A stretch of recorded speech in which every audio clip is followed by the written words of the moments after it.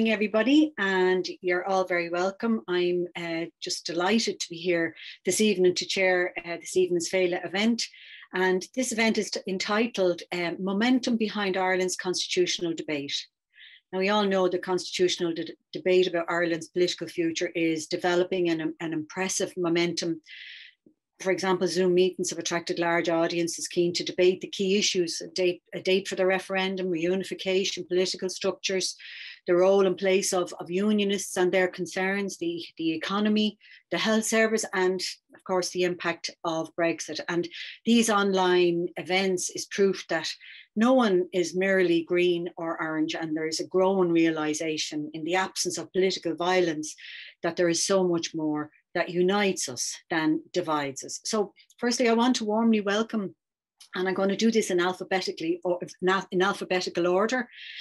We have Deputy Jim O'Callaghan, we have Senator Niall Ó Donnghaile, and Deputy Neale Richmond. And I will be introducing you all. Firstly, I want to introduce Jim. Jim O'Callaghan is a Fianna Fáil TD and a barrister and senior counsel, is a spokesperson on justice and equality issues and has background in sport, including rugby. And Jim, I know this is your first time attending a Féile event. Earlier this year, Jim, you made a very significant speech on Ireland's constitutional future. We then have Niall Ó Donnghaile, Sinn Féin senator. Niall was educated throughout the medium of Irish at Coláiste and is a fluent Irish speaker. Niall is the first Sinn Féin senator from the north to sit on the Seanad. He's a former mayor of Belfast and city councillor and has been a leading advocate in the Seanad for United Ireland and regularly urges the Irish government and media to include the people of the north as an integral part of the nation. And then we have Neale Richmond. Neale is a Fine Gael TD and previously a senator and councillor. Neale was a leading figure in debates for his party during the 2-year period before Britain left the EU. A member of the Church of Ireland, he's well placed to give an insight into the outlook of Protestants in the south and unionists in the north. And like Jim, he made a significant speech earlier this year on Ireland's constitutional future. So, and Neale and Niall are regular contributors to Féile events. So the format tonight is I'm going to be asking questions, and I hope the first question I'm going to ask, and I'll be asking you all to answer, so I hope that's okay. So 2016 was the 100th anniversary of the 1916 Rising, and it was also the year that the people of the North, including many unionists, voted to remain in the EU. 2021 is the 100th anniversary of the partition of Ireland, a year which it was expected unionists would mark with celebrations. Yet it's a year of turmoil and uncertainty for unionist parties. So the question I have for you is, what is your assessment of events from 2016 until this year? And I'll start maybe with yourself, Jim, and then I'll go to Niall and then Neale. So what is your assessment? Thanks very much, Francis. And listen, the first thing I want to do is I want to thank Féile for inviting me to speak at this important event. And it's a great honour to be here with you, Francis, and with Niall and Neale, three fine colleagues from the Oireachtas. Listen, it would be unusual if we weren't talking about reunification in the context of the centenary of partition, which took place 100 years ago. And obviously, as you mentioned, we're going through what's referred to as a decade of commemoration. And I think in fairness to us, we've handled that decade of commemoration quite well. Commemorations are extremely important politically in this country and historically in this country. And obviously, everyone with a political viewpoint will use commemorations for their own political purpose as well. But in fairness, I think when it's come to the commemoration of 1916, commemoration of Irish involvement in the First World War, the Ulster Covenant going back to 2012 centenary, and now we're dealing with the partition of Ireland, I think we have handled it quite well and sensitively to people who have conflicting views. In terms of your question, what's our assessment as to where we are now? Like, the reason we're having the discussion about reunification isn't simply because it's a centenary, it's 100 years since the country was divided. I suppose it's also to do with 2 or 3 other very important events. First of all, Brexit. Brexit has had a very significant impact on, I suppose, the people of Northern Ireland, the people of throughout the United Kingdom. I'm conscious that the majority of people in Northern Ireland voted to remain within the European Union, but they find themselves in a situation where they're outside it. And I think the attraction of once again being part of the European Union is something that is very strong to people in Northern Ireland. And being frank with you, it has advanced, I suppose, the interest or perspective people have in looking at reunification. I don't think we'd have the same sort of acute interest in it had it not been for Brexit. Second, I suppose, is also the growing talk about Scottish independence, isn't it? None of us know whether there is going to be Scottish independence or not. But I suppose the continuous talk about it does make people in Northern Ireland take into account what happens if Scottish independence takes place. Are we going to find ourselves being governed by a United Kingdom government that to a large extent is advancing the interests of England as opposed to the other nations? So my assessment as to where we are is that people's minds are opening. People are looking at it in the context of commemorative events, but there are very real current events that are encouraging people to look at the process and prospect of Irish reunification as something that could actually be in their own personal interest, as opposed to just something of emotional, historical interest to them. Thanks, Jim. Niall? Yeah, Francis, well, just like Jim, just to thank you for your warm words of introduction, and to thank Féile, as always. It's great to be fantastic. It's fantastic to be involved in Féile events. I get the added benefit of being able to attend Féile events, and even the odd time being asked. So, albeit unusual to see you here not singing, Francis, but nevertheless, it's always great. It's always, well, it's early days yet, but it's always great to be involved. So thanks for that. I suppose Jim has summed it up very well. There's nothing that he has said that I would particularly disagree with, Francis. I think we're debating the issue of reunification because it has always been there. It has always been a demand from within a large section of our society. Yes, it has also been, I suppose, heightened as a result of Brexit and the fallout from that, and the fact, that we voted in opposition to Brexit, and yet it's being foisted upon us. So there are societal issues, there are economic issues, there are political issues, all at play here.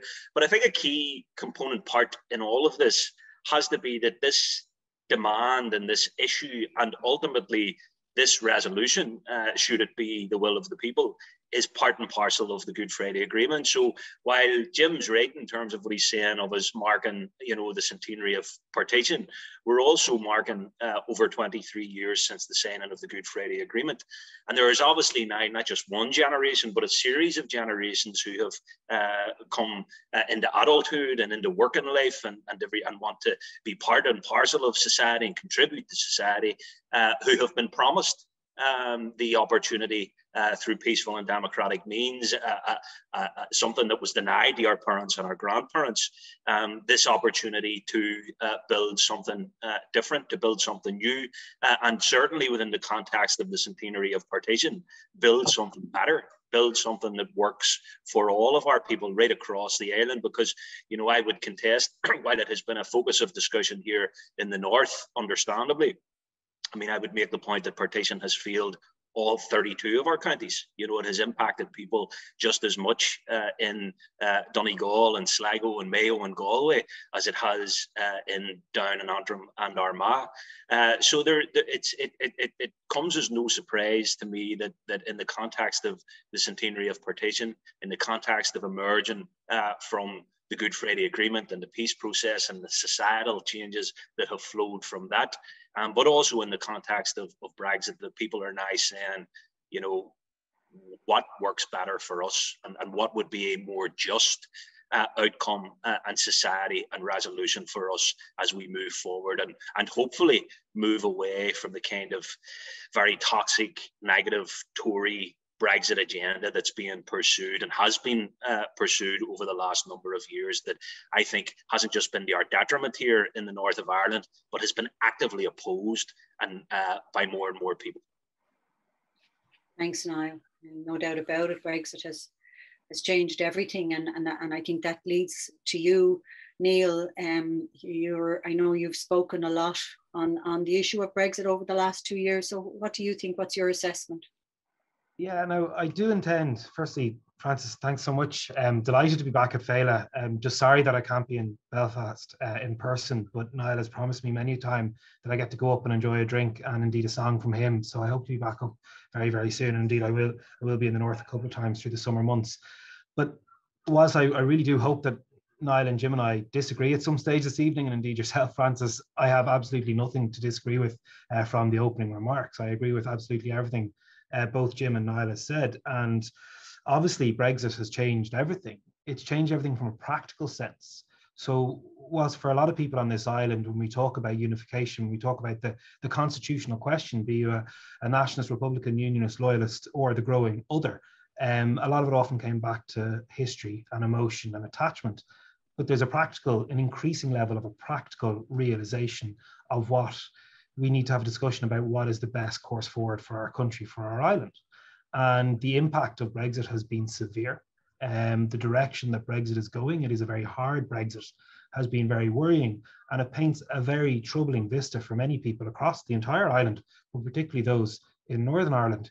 But one thing I will add to discussion, and something I've certainly found from a personal level, but also in conversation with colleagues, political colleagues, both within my own party and from my own constituency, is the impact of the pandemic. It's how COVID-19 has been handled on this island, how when there's been differing approaches, there's been huge concerns. They haven't made sense. We've been beholden at times across the island to policy decisions made in London that have been very negative. And I think people, due to the very nature of the pandemic, have had a lot more time to reflect where they see themselves personally, maybe their business, maybe their family, maybe their politics, maybe their emotional path, where is it going? And into that conversation, I fundamentally believe across the island, more and more people are thinking, well, what is the future? Jim has rightly pointed to the ongoing conversation in Scotland. We talk about the impact of Brexit. We consume British media and we see that the grip that has over every element of society, from football to immigration to everything else. And I think a lot of people are going like, well, maybe we want something different for our island. And more importantly, we want something better. And I think we can achieve something better. And the way we can achieve it can be done better than how Brexit was achieved, better than how Scottish independence failed at their first go to referendum, that we can genuinely build a reunited Ireland based on consensus and getting as much buy-in as possible. I think we're now in a space, you know, you talk about centenaries and you talk about anniversaries, and they're very, very important, but they're in some ways a coincidence. You know, it's very apt that we're discussing unification in the centenary of partition. We probably would have been discussing it anyway, but I think Brexit and the pandemic has accelerated that discussion and made a lot more people comfortable to have that discussion who previously might not have been comfortable having that discussion, both in Northern Ireland and in the South. And I think it's for those of us who have always aspired to constitutional change in this island, perhaps we've sometimes put it on the long finger, and I think the responsibility now falls to us to actually chart the path. And all of us on this panel are politicians. We're all public representatives, and we're all dedicated to that. And the challenge, regardless of what shade of politics we come from, is to lay out our vision. And in turn, those of us who do not want constitutional change need to step up the plate and show up what their vision is. And I think that's my assessment of where we're at now. Post-Brexit, post-pandemic, people want to see the homework that has been done, both by those who aspire for unification and those who aspire for the union. And certainly it's something that I hope to join Jim and yourself and Niall in that conversation very loudly and very progressively in the coming months until we can achieve having that question. Thanks very much, Neale. And I have to say, as an independent senator in Leinster House, it does me heart good to hear the three main parties in agreement with each other on this issue, or more or less in agreement. So yeah, it's really well, certainly to that question. So I might come to maybe Niall now, and I'll start with yourself, Niall. I'll be asking you all the same question.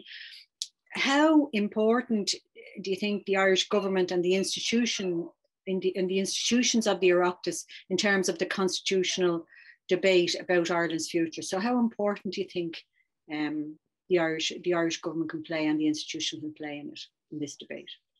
Well, they're crucial, and to be frank, Francis, as you and I would agree, I'm sure they're behind. And that is of worrying concern for a lot of people. There's a growing societal and civic and community demand for preparation to be put in place in terms of research, in terms of engagement, in terms of planning and preparing. And certainly you need the government to play a leading role in that. They have at their disposal all of the appropriate and necessary assets and mechanisms to engage in that. And while I don't think the role is for them alone, there has to be a broader civic and business and community and trade union movement and engagement. They will play a central part, and let's not forget they have a constitutional obligation to do so. They also have an obligation as a guarantor of the Good Friday Agreement. So I think they need to utilise the mechanisms that they have already. In terms of the Oireachtas, in terms of the Dáil and the Seanad, in terms of the Good Friday Implementation Committee, but they also need to look at new and innovative ways, whether that's a citizens' assembly or a civic dialogue, similar to what happened in the run-up to Brexit. I'm not really precious about what you call it, but nevertheless, they have a key and leading role, and I think it's got to the point now, Francis, where it's really to their detriment and to the detriment of the broader debate if they continue to bury their head in the sand. Because as both Jim and Neale have said already, we need to be engaging with unionism. We need to be engaging with society in the South as well, in terms of what this will mean for them. Because certainly the United Ireland that I aspire to won't be a matter of bolting the North onto the South and the South onto the North. This is about root and branch fundamental change for everyone's benefit. And we have to create the space where unionist voices can be heard. We have to create the space where they're comfortable, and we need to go approach that with an open ear and an open heart. And I think the way to do that is primarily through the government's structures. So they need to avail of this opportunity to research and to plan and to prepare.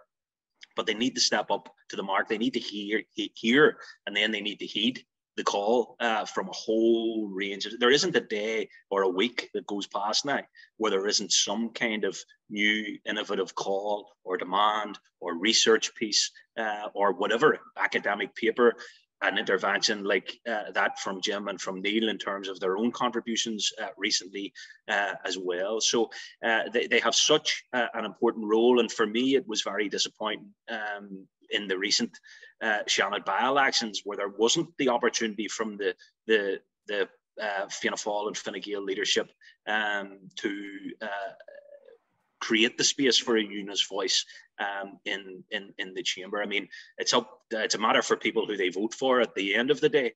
But I think in the context of a shared island, which is what the government and the Taoiseach in particular seem to be pursuing, then there needs to be some kind of putting their money where their mouth is. And I think that was a lost and a missed opportunity that, by the way, I think was felt within civic unionism. I think people felt that, and that reverberated. So we need to address situations like that, and we need to ensure that the existing institutions are representative, that they're engaged, but that we are looking and finding ways to create innovative, new, exciting and positive avenues going forward. Thanks, Niall. Neale, I'll come to you and ask you the same question. I suppose there's 2 points I'd start off with that I largely follow on with the points that Niall made, and that the first responsibility of the Irish government has to be to ensure that the institutions of the Good Friday Agreement are fully implemented. And that is a challenge in the current political context, both in relation to dealing with certain unionist politicians and parties, but crucially this current British government. And I think we've seen some progress, but it's been very slow and very disappointing, of actually regularising the meetings of the institutions, such as the British Irish Council, such as the British Irish Intergovernmental Conference.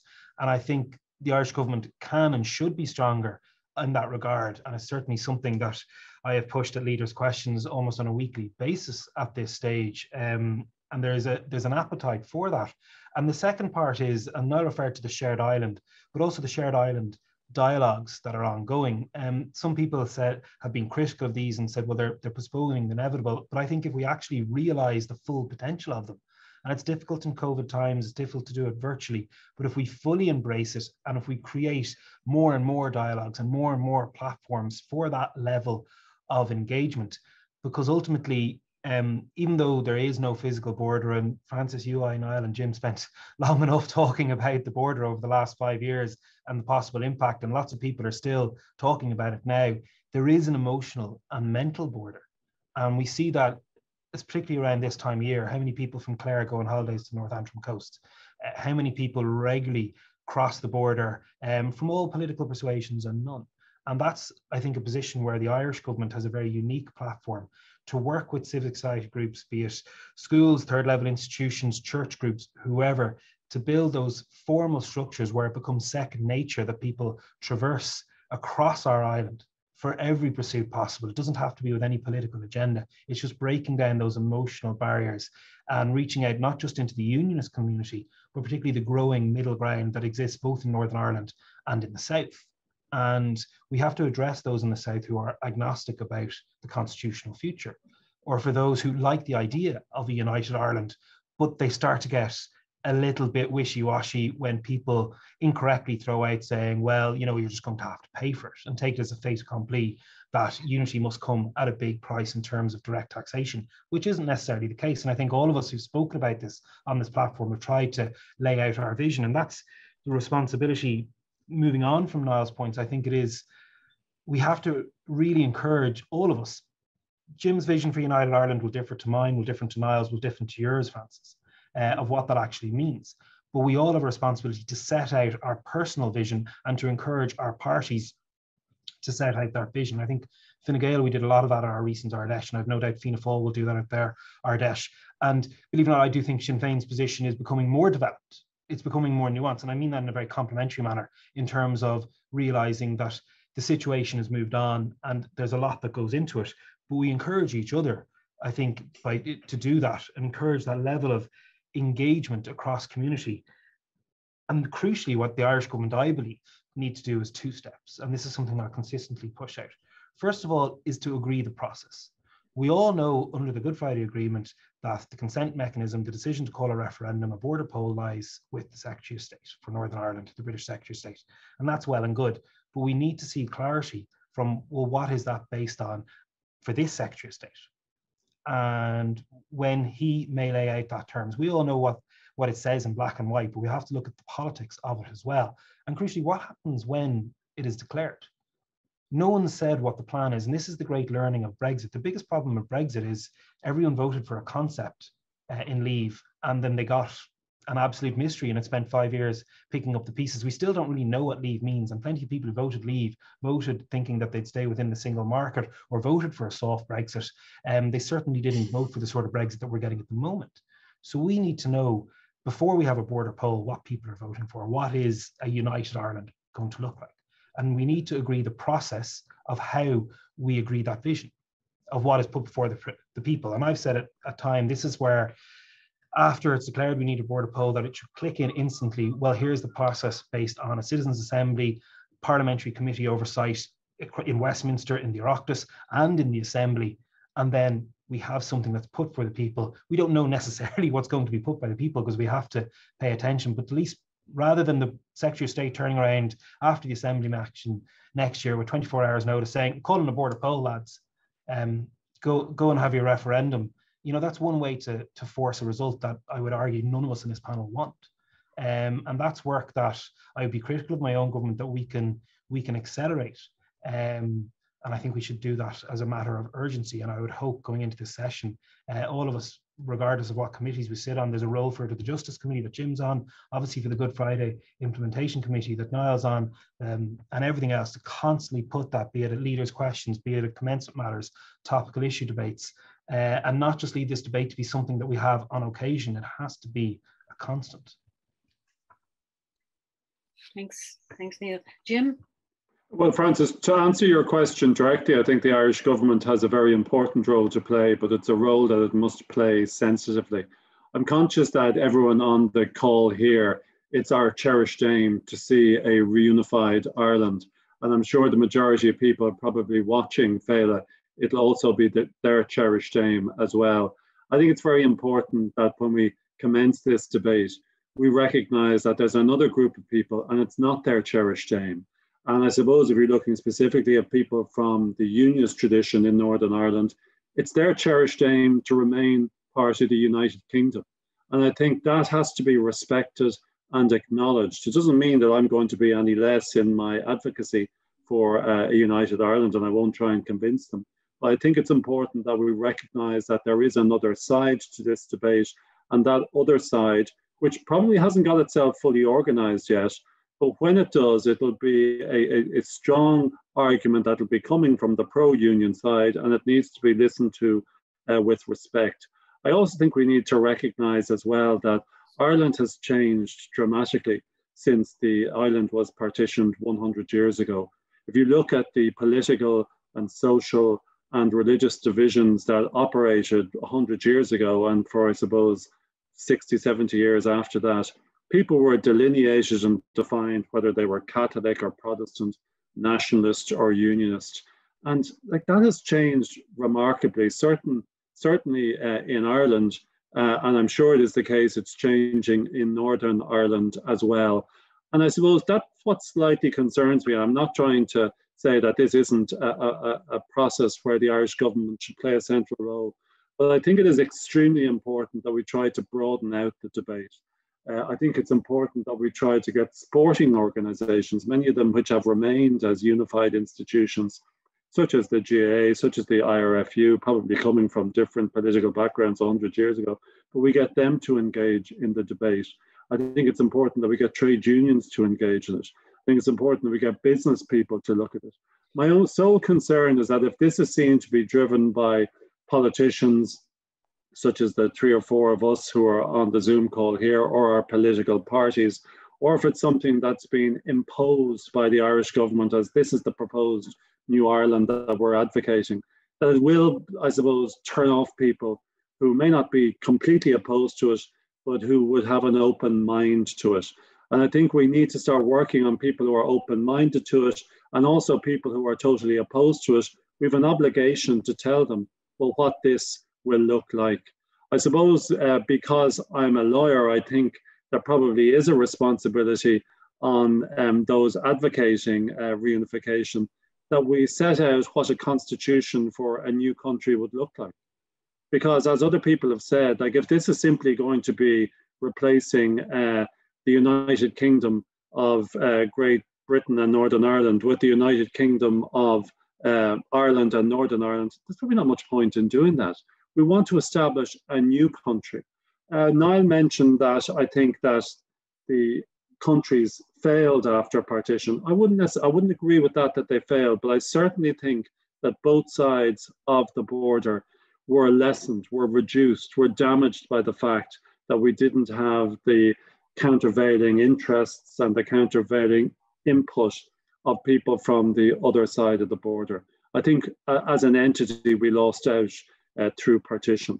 I think, and I would like to see work being done on what a constitution for a new Ireland would look like. I remember being on a BBC television programme shortly after I gave my speech at Sydney Sussex College, and there was a unionist politician on, and he was being asked by the presenter, well, what do you think of Jim O'Callaghan's proposal of a new Ireland? And his response was a completely accurate response. He said, well, show it to me. What are you talking about? What's this constitution people are talking about? And those of us who advocate reunification, we have a responsibility to put forward what a new country would look like. And it's not going to be what maybe a lot of people looking at this Féile Zoom would hope to be a united Ireland, or what people down in Kerry or Cork would hope to be, or people from other parts of Northern Ireland would hope to be. It's going to be compromised. It's going to look something probably different to what anyone envisaged. But I do think there's a responsibility to try to set out what political structures will operate, what legal structures will operate, and what would be the economic consequences of it. And there is, I suppose, a responsibility, not just on the Irish government, but on all political parties and indeed broader entities within Ireland and Northern Ireland to try to play a role in contributing to that. Francis, could I just make a quick point there? I just think, because there's a whole lot there that I wouldn't disagree with in terms of what Jim has said, particularly in the need to inform the debate, but we do need to be conscious of the fact that a lot of that discussion is actually happening. You know, you have seen the mobilisation of GAA figures, thousands of them actually contacting the Taoiseach to ask for the establishment of the Citizens' Assembly. You've seen the trade unionists for a United Ireland. You've seen civic organisations like Ireland's Future, which has reached out to people from the unionist community and from a unionist background who maybe are thinking about this and given them a platform. So we need to just be careful that we would, you know, suggest that isn't happening. That's live. That's happening. The big void there is the active participation of the government and everything that comes with that, all of the authority, all of the, you know, resourcing and everything else. I wouldn't advocate for 1 second that they should take the lead or be the sole figure. They just need to come and join us. What Jim's saying in terms of, you know, I live in a small Republican enclave in East Belfast, so I'm acutely aware that we need to engage and reassure our unionist neighbours. And as someone who advocates for Republican values and traditions, like I'm sure everyone else, you know, I want to see a society where people's rights and people's entitlements are upheld and protected and implemented fully, and that obviously includes our unionist and loyalist neighbours. The other point I just wanted to make briefly, Francis, is that the other community, and I suppose the other section of our society that, you know, the state and the government, and for want of a better term, I suppose the establishment in the South need to get their head around, is also the nationalist and Republican community, who do and have, I think, for very justifiable reasons, felt very much neglected and removed. I mean no disrespect by this, I'm merely pointing it out. Even when Jim refers to Ireland and Northern Ireland, you know, as if, you know, there are many people who view themselves very much a part of Ireland, and Ireland is their country, and that is where their allegiance and nationhood is. So there's wee things like that, you know, the 6 counties being amputated off maps that we would receive in the post as Oireachtas members 40 times a week, you know, things like as no longer being able to, you know, on All Ireland, the weekend of the All Ireland hurling and football finals, we can't enter RTE competitions to win a weekend break in Dublin and go to Croke Park, even though there may be a team from the 6 counties playing in the All Ireland final. I would wish it was County Down, but it's more often than not Tyrone, unfortunately. So there's all of these wee nuanced things that you know, regardless of the planning and the preparing, Article 2 of the Constitution says it's all of our entitlement on this island to be part and parcel of the Irish nation. I would like to understand, A, what the Irish state think that means, and then B, start to see that Article 2 implemented and affirmed and put into practice as well. So there's a whole range of engagement. There's the unionist community, there's people north and south who maybe even do have an affinity with Irish reunification. There's our new Irish, there's our travellers community as well. So there's a whole range of people we need to be engaged with, and I think what we need to do now is bolster and assist those who are actually leading the way in this civic dialogue by ensuring that the Irish government come in and play their part actively. Thanks, Niall.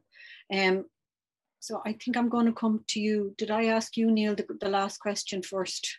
Or was it, no, okay, I'm going to come to you now, Neale, because you did touch on this subject. You talked a little bit about a border poll, and I do want to get, I want another little bit of a conversation around it. I'm just wondering, and you've touched on it a lot, Neale, I'm just wondering what your thoughts are, basically, and this is a direct question to all of you. Do you think that there should be a border poll? And if so, when? And then also, the other question I have is, do you think, you know, you touched again on the Secretary of State as well. Do you think it would be helpful if the Secretary of State outlined the criteria that might need to be met before he would call a border poll? So I just wanted to know what your thoughts are on that, and just maybe expand. You've touched on it already, just expand a little bit more. Yeah, and I'll go to the last point first, Francis, and I think that's the most important thing. I don't think it would be helpful. It's essential for the Secretary of State to give absolute clarity of his own personal, individual political thinking, but also what this wider British government's thinking is about what the criteria is, because we're coming into a very important year in terms of assembly elections and the so-called electoral tests. And we're also seeing big shifts and a little bit of volatility in politics in the North at the moment, and that has to be respected as well. And then that kind of comes to your original points. Do I think there should be a border poll? Absolutely. I aspire for a border poll and fully intend for, as long as I'm a member of the Oireachtas, to see a border poll delivered sooner rather than later. Am I going to pluck a number out of the air and say we have to have it in 3 years' time or 2 years' time or within the decade? To be honest, no. Because I think setting arbitrary debates, I respect those who say, well, that focuses the minds, but also I would have an issue with that, because if we respect the process, once we know clarity of what merits a border poll, then that's something to work towards. You know, we've achieved it. Let's have the border poll. Let's have the referendum, north, south, and most importantly, let's win the referendum. I'm more interested in, rather than a date right now, two things: what form a referendum takes. You know, what happens when the Secretary of State triggers, so we know clearly what procedures are followed, how a referendum is held, and making sure we have a clear result that can't be questioned and that doesn't linger over the 51%, 49%, whatever it may be, that we know exactly what happens instantly. And secondly, that we don't need to set a date now to continue the work that many people have started generations ago, but I think has really taken a huge emphasis in the last, or a huge impetus in the last couple of years. And that's building on what the Good Friday Agreement allows us to do, regardless of our political position, and building on, yes, reaching out to unionist politicians. Jim says that unionist politicians aren't necessarily as organised, but perhaps they've never had to be organised. And when Niall refers to people sticking their head in the sand, you know, this is one of the huge difficulty. If the union is so good, tell us why it's so good. And then the bigger issue for politicians like myself and Jim, in particular Francis, elected to represent Dublin constituencies, and we try and talk about this not at a remove. We want to be involved in the conversation, fully expect to be knocking on doors for this, putting up posters and doing all the events that a good referendum or election requires. But we have a massive job of work to do in the South to get this conversation in people's minds. As Niall rightly says, there's a group of Republicans and Nationalists, predominantly in the North, who've been having this conversation forever and who are living the impacts of partition far more greatly than the constituents of Jim and I's constituency. But that's why it requires us to really reach out. And I don't necessarily think there's necessarily a political shift, but I certainly see a generational shift. And I see that very, very clearly in my own party, that there are certain politicians in my own party who have no interest in talking about unity, who get a little bit squeamish when we delve into what require, and would like to pull up the handbrake on those of us, thankfully, including my party leader and deputy leader, who want to push this conversation to make it more mainstream, aware that we are Fine Gael, the United Ireland Party. Now, I know a lot of people like to have, over the years, particularly in the North, have seen that title and have mocked it or challenged it, and that's their right. But we have to meet that with actual action. So explaining, engaging, because even though we have opinion polls that say 60 to 70% of people in the South would vote for United Ireland, that's just a general aspiration. It's not into the practicalities. And as we've seen in referenda of all nature, and we've all been really involved in lots of very different referenda in the state. I've done a lot of work on European one and the big, I suppose, social ones that define certainly the last decade in the Republic, and how important they were and how emotive they were for some people, but ultimately the results were clear, the results were fair, and no one can look back and say that the process wasn't followed. But learn the lessons from that, and we need to reach out now into those who live a long way from the border, don't necessarily have the familial or economic or academic ties to the North like some of us would have, and engage that, well, this is what a United Ireland actually could and should look like. And most importantly, United Ireland should, and I believe will be, better than either of the jurisdictions that we know now. It's taking, let's be frank, Northern Ireland has lots of things going for it that we in the South look up to with sheer envy. It's taking the very best bits and ensuring that the very best bits of the South has come together in a new unitary state. And it's not something that's easy to do. And it's certainly not something I believe can be done in the next 16 or 18 months. But as long as we consistently push this and don't delay it and say, well, we'll have that conversation at some stage in the future, keep working towards it. And then once the flag goes up, we know exactly what the processes are and we go out and we win it. Thanks, Neale. I come to you, Jim, the same question. Yeah, thanks, Francis. Just before I answer it, can I just deal with one of the points Neale raised, because it was an important point. Like, I'm acutely aware of the sense of abandonment and betrayal that the nationalist community in Northern Ireland feels since partition. I really am aware of that, and I suppose sometimes maybe people who are nationalists in Northern Ireland, if they hear all the time Southern politicians talking about trying to reach out to the unionist community, they can sometimes feel, well, what about us? And that is, in fairness, a good point. But can I say this? I suppose part of the reason that I try to, be very respectful about engaging and taking on board what has been said by the unionist community in Northern Ireland is I think it's very important that this discussion, and I'm not suggesting Niall or anyone else is doing this, but I think it's very important that this discussion doesn't become as though we've been hard done by for 100 years and now this has to happen because a wrong was done to Ireland. Many of us believe that a wrong was done 100 years ago. But I just think it is the wrong way to approach the debate. And I'm not suggesting now it is, but to give the impression as though that sense of betrayal, that sense of abandonment justifies now partition being ended and reunification occurring. And just on that point of betrayal, it's funny when you're outside the North, because last Friday, 3 unionists just contacted me out of the blue a number of months ago. They said they wanted to come down to talk to me about the paper I delivered. We couldn't do it during the pandemic. They came down last Friday, 3 people I never met before, discussion with them for 2 hours. And what struck me was the sense of betrayal that they felt. And it was a sense of betrayal, not so much by the Irish government, but betrayal by the British government in terms of what's happened to them as a result of the protocol and what's happened since Brexit.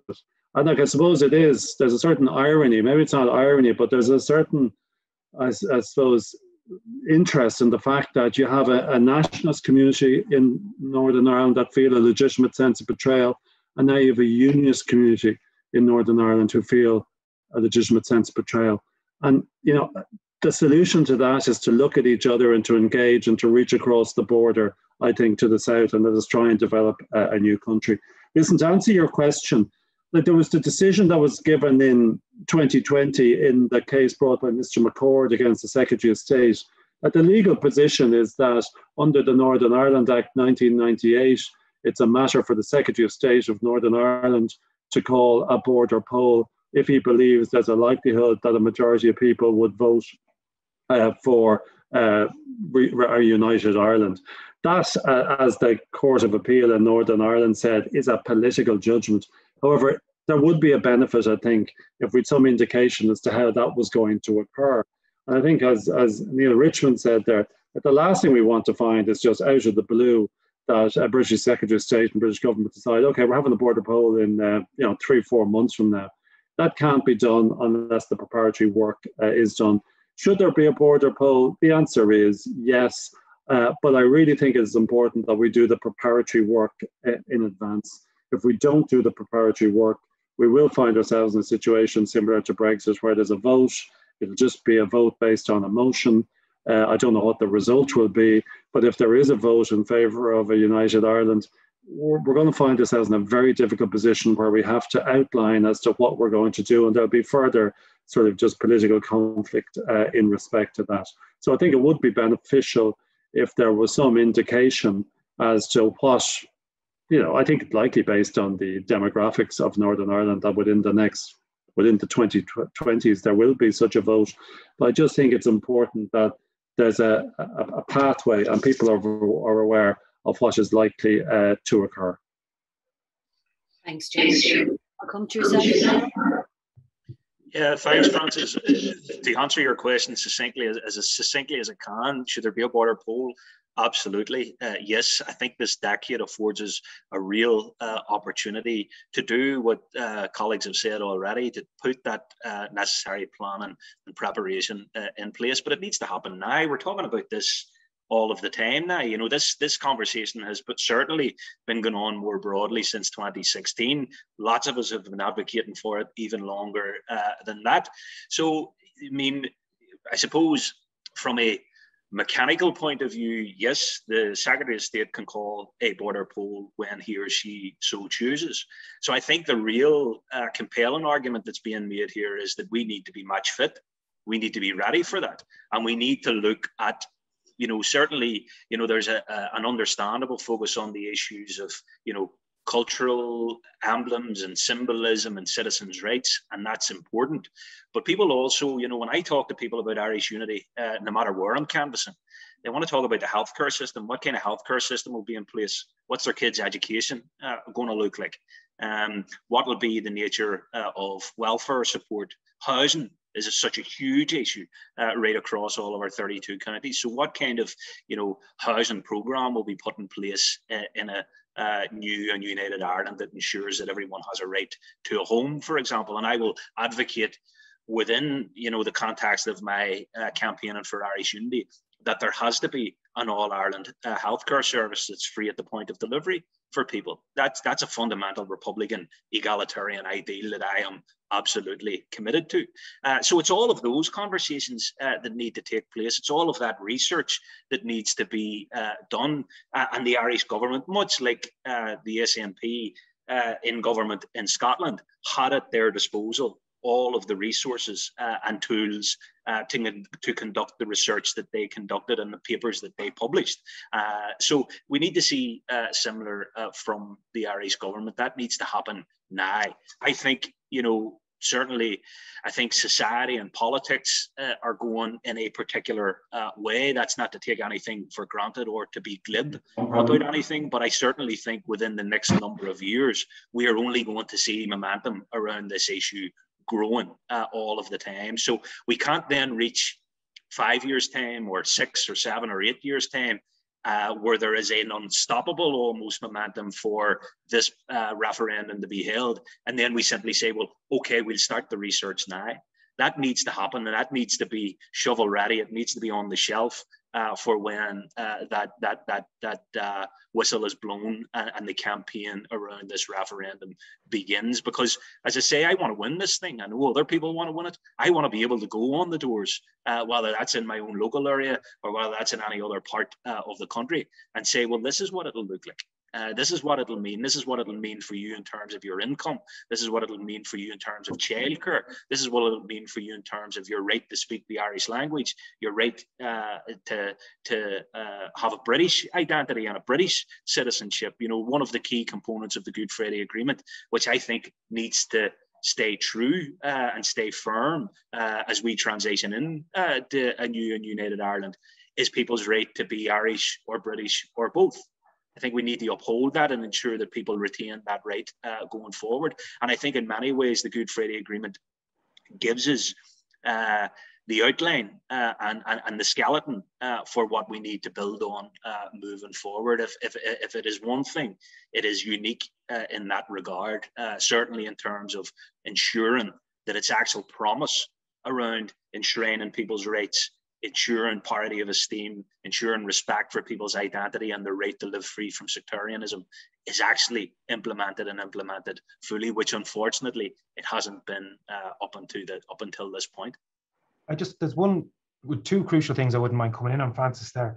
And Niall hit the nail on the head when he talked about specifically healthcare.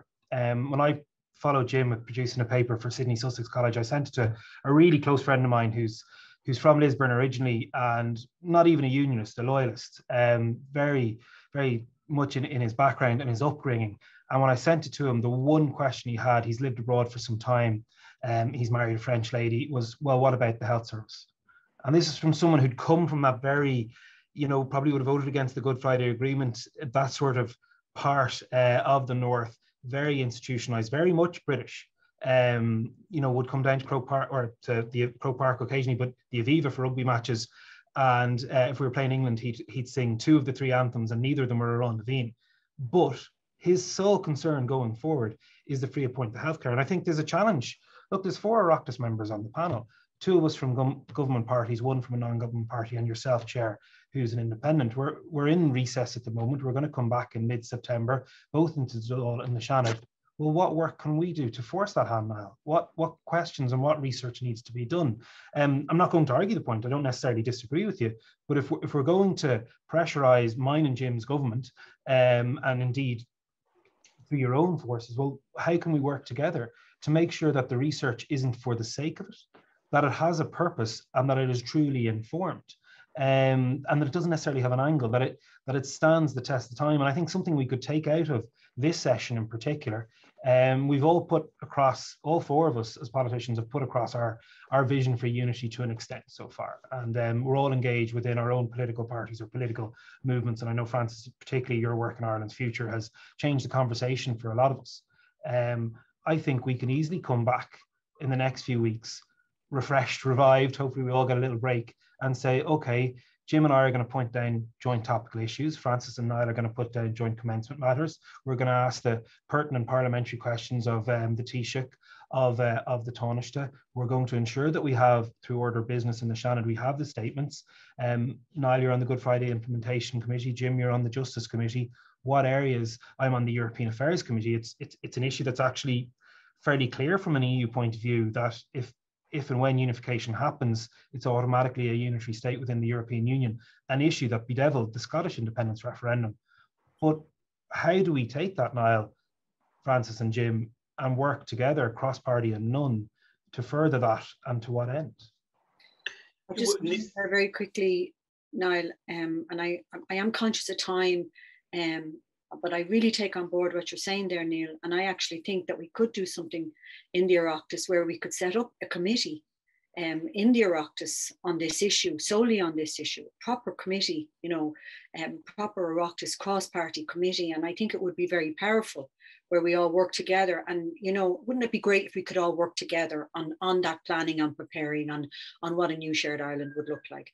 Niall, I know you want to come in. Maybe look, slightly short.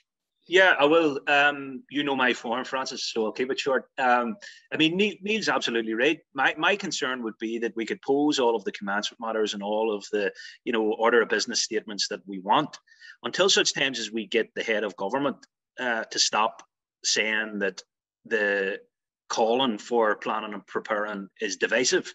Then I don't believe we'll get anywhere within this term. We need to ensure that the Taoiseach, that the front bench government ministers are also, whether they have a particular view on the outcome or not, in many ways is immaterial, that they are ensuring that they're working to a particular constitutional remit, GFA remit, and indeed growing societal demand, so that planning and preparing is prudent, it's leaderly, it's responsible, that it's not divisive, that it's not contentious, that it's not negative. And I think that what you're advocating in terms of that, Francis recently amended a motion in the Seanad that we unanimously agreed that the Citizens' Assembly should be established. So that's one thing. I have advocated and got commitment from the Seanad CPP, the Business Committee, that we could establish a forum to look at this, but we can only do so much. So we need to take this discussion out of the realm of it being somehow contentious or negative, and ensure that we have government buy-in that works for everyone. And I think that leads me to my next question. And I'm going to start with yourself, Jim. And it is around the Citizens' Assembly. We all know that civic society played a huge part in the Citizens' Assembly in bringing significant change to society in the South on issues that were considered difficult to debate and manage. For example, marriage equality and the abortion referendum. So, Jim, I'll start with yourself. Would a Citizens' Assembly help develop the argument about constitutional change, and what your thoughts are on that? Yeah, I think there are some issues that are so sensitive, Francis, that, maybe taking them away from politicians for a while would be helpful. In particular, I'm thinking of issues like emblems, flags, anthems, very difficult for politicians to put forward proposals in respect of them just out of the air, because they obviously all have their constituencies from where they're coming. So I think a citizen assembly would be beneficial in respect of those really sensitive issues. When it comes to the constitution, drafting a constitution for a new Ireland, potentially that may be too much work to put on to a citizens' assembly. And that's why probably in the first instance, I think I'd prefer if we could get groups of academics together, and I know people are working on this, but if we could get groups of academics together to work on what a constitution for a new Ireland would look like, and then we would have the primary work, preparatory work done, and that could be handed over to a citizens' assembly. It's obviously an issue of even greater complexity than the social issues that were dealt with by citizens' assembly. But the real benefit of citizens' assembly wasn't so much what came out of them. It was the fact that, I suppose, they provided some level of cover to the political system. There were issues that were perceived as being too politically sensitive and too difficult for politicians to face up to in many respects. And that's why I send it off to an assembly and bring it back, and that makes it easier. So I'm conscious of time of that, but I think there would be a benefit to it. Listen, I'm conscious as well that you know, myself and Neale are government TDs. Niall and yourself aren't. People are perfectly entitled to criticise the government, just as government's perfectly entitled to criticise opposition. But I do think it is important for those who are advocating reunification that we try to work together to ensure that there is some agreed pathway. Like, we don't want to find it in the traditional way of an Irish new political party that the first item on the agenda is the split. It is going to be difficult for all political parties because, you know, Niall's party, Neale's party, my party, you know, we're not going to get all of what we want into a vision of a new unified Ireland. But I do think we have a responsibility to, as the people who are advocating it, that we present a united front, and then to people who are open-minded, who are opposed to it or who are lukewarm about it, that we can say, listen, we think this is a good proposal, and then hand it over to them so that they can work on it and have their input in it. Because one of the realities is that it's going to be difficult to get people who aren't interested or people who are vigorously opposed to it to engage in this issue, because they'll say, particularly those who are opposed to it will say, why would I engage with this issue? But that's why we have to present them with proposals, say, listen, make your changes to it. What do you want to see in it? But yeah, yes is the answer. I think a citizens' assembly would be of use, Francis. Thanks, John. Come to you there. Yeah, Francis, I agree with Jim. I think it's vital. I think it's really important that we hear those citizens' voices. And I think it's really important that that our work is informed and shaped by what they will bring to the table. But equally, that our work can be in some ways handed over and shaped and refined by them. I think Jim's right in terms of the need for, you know, anybody who follows events in the Oireachtas will see, you know, the hot and heavy sessions during leaders' questions and some of the more contentious debates. But one of the things that I think really resonated with people more recently was the special Claire Byrne programme on RTE recently, when the leader of Gael and the leader of Sinn Féin sat down and discussed this, I think, in a really calm and rational and respectful way. And Jim's right, there were, you know, nuanced issues where they disagreed, but nevertheless they were able to tease those issues out. And I think what that done was left the audience wanting more. You know, that they responded to this, the tone and the nature of this discussion, which I think was reflective of what's happening out there. Certainly there are disagreements, but I think everyone's approaching this debate and this discussion because they know it's of such fundamental importance in a respectful and responsible way. So I think going forward, a citizens' assembly would really help that work, would really assist that work. And I think also in terms of what we all spoke about earlier, it would also help elevate the discussion in the broader society as well, and shows that people have a stake in this debate moving forward, and that it can be as positive and as inclusive as we have seen other referendum campaigns be in the last number of years as well. Thanks, Niall. Neale?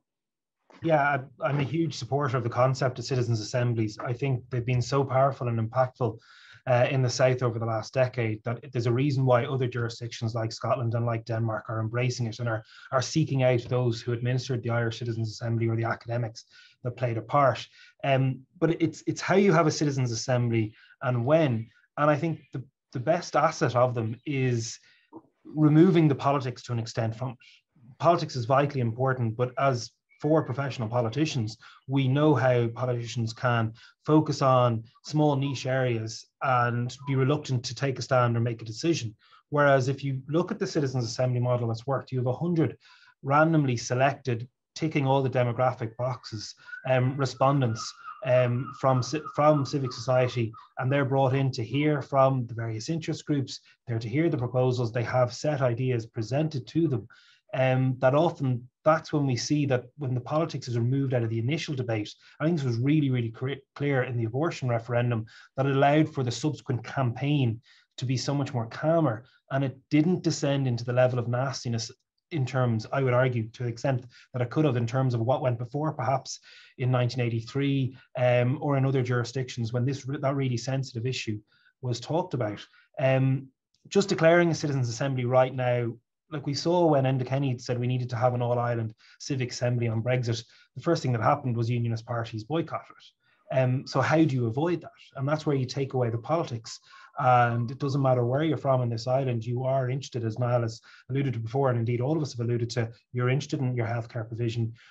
You're interested in so many more practical things before getting to the sensitive, but perhaps in some ways less impactful things, such as flags and emblems. As John Hume says, you can't eat a flag. And if we look at that going forward, it is absolutely the right path to go, but we have to be sure that what's it feeding into. Having a citizens' assembly for the sake of it to inform just Irish government policy, I think is meaningless, but having it that it's a central part of a border poll process to shape what is put before the people, and then also ensuring that there's parliamentary buy-in through committees is really impactful way to do it. And I think all of us should be preparing our visions and forcing our parties, and in turn, as Niall has repeatedly rightly referred to, forcing the Irish government to clarify the issues of concern. And I think that's something that it certainly excites me, to be honest, Francis, over the next couple of years of politics on this island in a very positive way, that we can move past bitter divisions and negativity. And look, all four of us are more than happy to have a go at each other on TV or on the chamber floor about issues at time, but this is an issue it's just so much more important than everything else. And we can all encourage, not just on the varying shades of those of us who seek unity, mature, reflective discussion, but also reach out to those who will inevitably disagree with us, be they from the Unionist Committee or those who just aren't convinced by the narrative, be they in the South or in the North. That let's have this debate in a tone and in a manner addressing issues that really matters. Thanks, Neale. I have one more question that I'd like to ask you. Are people okay with going about 10 minutes over? Yeah. I'm really enjoying this, I have to say. I'm really enjoying hearing you all speaking, and it's very refreshing. The final question, and I'll start maybe with yourself, Neale. It's around the unionist community, and we all know the unionist community appear to be going through political change.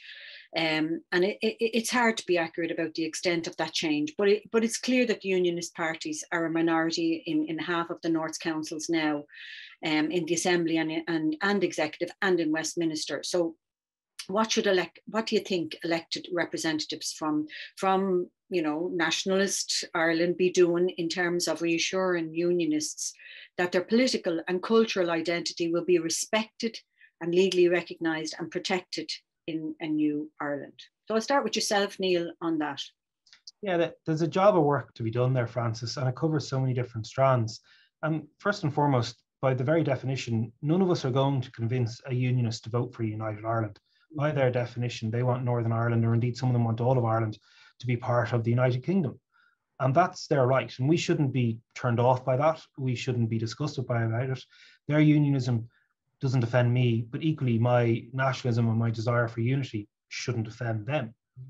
So when we talk about how we engage, how we reach out, it's providing those reassurances. And I think all three of us, and indeed yourself, Francis, have touched about it, is ensuring that the tools, the Good Friday Agreement, are maintained in any new Ireland, that in any new Ireland, a united Ireland, you don't have to choose between being Irish or British. You can be both. You can remain British and have absolutely every single right and opportunity. And there's a few constitutional issues in our current state that we have to look at. Ultimately, yes, British citizens can vote in our local elections, in our general election, but they won't be able to vote in our European elections, in referenda, or for our president. Is that right? Irish people were able to vote in the Brexit referendum. Maybe we should look at that change now. And it's also, by providing that practical reassurance, I think it's really important. And I keep talking about that confirmed middle ground. And we see it growing consistently in Northern Ireland. The people who refer to them first and foremost perhaps as Northern Irish, or they're happy to have both passports depending on where they're traveling to, what visa requirements are needed. And they see themselves as very much undecided on the constitutional matter. They don't necessarily know if they want change or they want to stay at the status quo, but they're up for the discussion. And there's a growing level in the Republic as well that can't be ignored. We have to convince people, we have to bring people along with us. It shouldn't be seen as confrontational. And what I think in the very, very immediate future, all of us have a responsibility as elected representatives is to absolutely continue to engage with unionist politicians of every shade and civic unionism. And their concerns are valid. And we have to accept that unionism, as said to me by a moderate unionist, they absolutely feel under siege at the moment. We shouldn't mock deeply held Christian values that certain unionists have. We shouldn't mock their sense of identity or attachment to certain symbols, flags, the same way we would be appalled if they did, and many of them have done, to what we hold, if they mock what we hold precious over the years. But we reach out and constantly, if you get pushed back, you go again.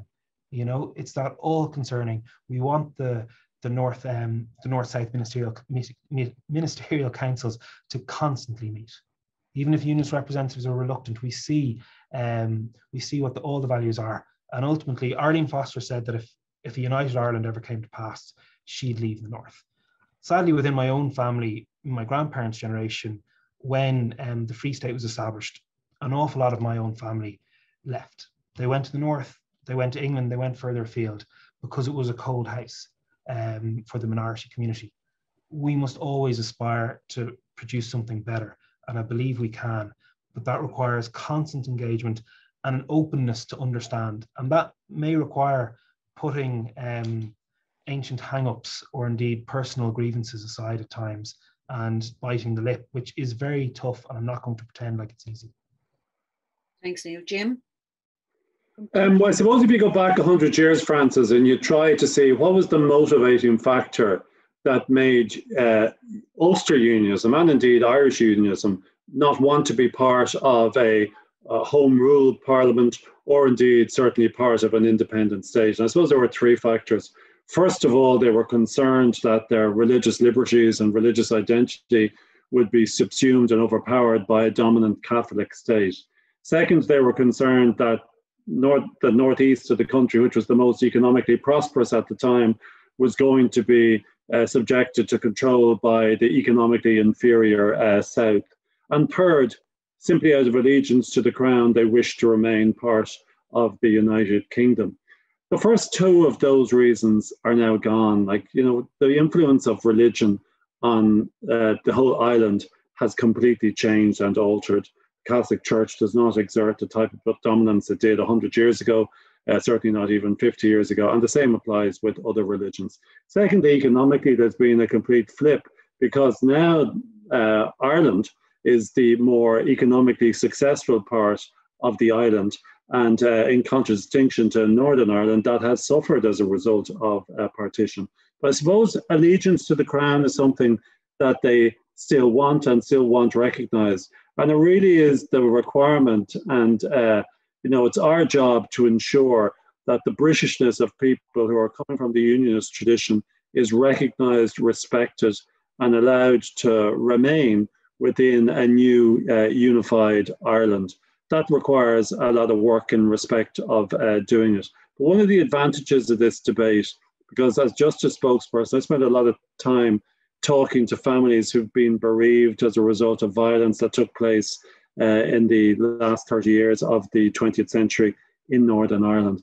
And it is a soul destroying discussion, because you feel that you really cannot provide them with the justice that they're entitled to and which they want. One of the advantages of this discussion is that it's forward-looking. It's about planning a new country. And people are very positive about it. A lot of people from the Unionist tradition, a lot of people from Nationalist Republican tradition contacted me after the paper I gave. And people want to participate in this because it's about looking to the future. And, you know, people of the North probably are overshadowed a bit by the past. But I'll just conclude by stating, obviously, a lot of what happens in the future, to a certain extent, is overshadowed by the past. And like, we all have a responsibility, but particularly, I suppose, the people in Northern Ireland from the two traditions have a responsibility to try to make their neighbour from the opposing community recognise that what happened in the past is in the past, and, you know, some form of reconciliation really has to occur in a more deeper way, as otherwise I think the question of reunifying Ireland is going to remain a question for many people in Northern Ireland that's dominated what happened in the past, and many will vote on the basis that they do not want to see people who are their political opponents and whom they blame for suffering being rewarded in the future. So that's a sensitive issue. But in terms of the political structures, this, and I recommended before, we should have consideration be given to a guaranteed number of positions within the government for people from the unionist political parties. The upper house that we're going to have to create in a new Ireland will provide us with lots of opportunities in respect of it. And obviously the constitutional protections that will exist for individuals and groups should provide absolute certainty to people from whatever tradition, that their tradition, their identity, their culture is going to be protected in a new Ireland. Thanks, Francis. Thanks, Jim. And Niall. Thanks, Francis. And look, I don't say this to be cliched, but I mean, I do believe in the core Republican values of equality, liberty, and fraternity. So I don't want a new republic that is in any way, you know, disadvantaging a particular section of our community and our population. I want to ensure that the maximum amount of people have the maximum amount of rights and protections and entitlements. There are, of course, going to be unionists who will never vote for Irish unity, and sometimes we need to be careful that we don't lose ourselves in a kind of fonn a vicious circle of trying to convince those who will never be convinced, and then all of that's doing is prolonging and delaying the desire for a positive progressive change, as Jim rightly alluded to. We need to ensure that people who are reflecting now on fundamentals. I mean, I have met people in my own political life who, you know, 5-10 years ago, I never would have thought would have been reflecting in the way that they are now reflecting on the future and on constitutional change. So we need to ensure that, yes, we have that dialogue, yes, we have that engagement, but as part and parcel of the planning and the preparation that we have all advocated for, we need to ensure that when we go to the doors, when we go into a referendum campaign, that people will have the legal protections and entitlements that they want. I mean, I can't tell you what unionists will want in a new and united Ireland. You know, it would be difficult for me to advocate for that. I don't wish to impose what I think they would want onto them. I want to hear from them. And I mean, Neale made a really interesting point in terms of what the Irish government can do now. You know, we can establish that citizen assembly. We can establish that joint Oireachtas committee. We can ensure that MPs from the north are given speaking rights in the Dáil. We can ensure that people in the north are given presidential voting rights. And I have no doubt in my mind, because they have told me, that there are many from a unionist tradition who would welcome the opportunity, if for nothing but the novelty of it, being able to vote for a presidential candidate going forward. So there's steps that people can take in the here and now from the Irish government to ensure. I mean, Jim spoke about the Seanad. As part of Seanad reform, we have advocated in terms of the legislation that's there and ready to go, that citizens right across the 32 counties would have a vote in a Seanad election. When the former teacht, now Taoiseach, came in and spoke to the Seanad about Seanad reform, he spoke about a particular panel elected from within the unionist tradition. So we don't need to wait for constitutional change to do that. We can actually show, I hope, unionism and indeed people from that other identity or tradition, I suppose, that we can do things in the here and now and actually show them the kind of measures that would be. And I think we have seen some of that, you know, in terms of reconciliation and outreach and initiatives that political leaders across the board have taken to ensure that they're saying to unionism and loyalism, look, your tradition and your symbols and your practices will be respected and protected within a changed circumstance. So I think we need to do that. I think we need that again. Much of that is happening in the here and now already, Francis, but we need to ensure that it doesn't become a kind of barrier to the necessary work that's needed going forward in terms of that planning and preparing. Thanks so much, Niall. And just, you know, as you all know, I'm the chair of a group called Ireland's Future, which is a group that was set up by a group of citizens who just come together to I suppose, promote debate and discussion on constitutional change. And recently we had an online event called New Ireland, a Warm House for All. And it really was mind-blowing because it offered something completely different from what had gone before. It over 35,000 people watched it online.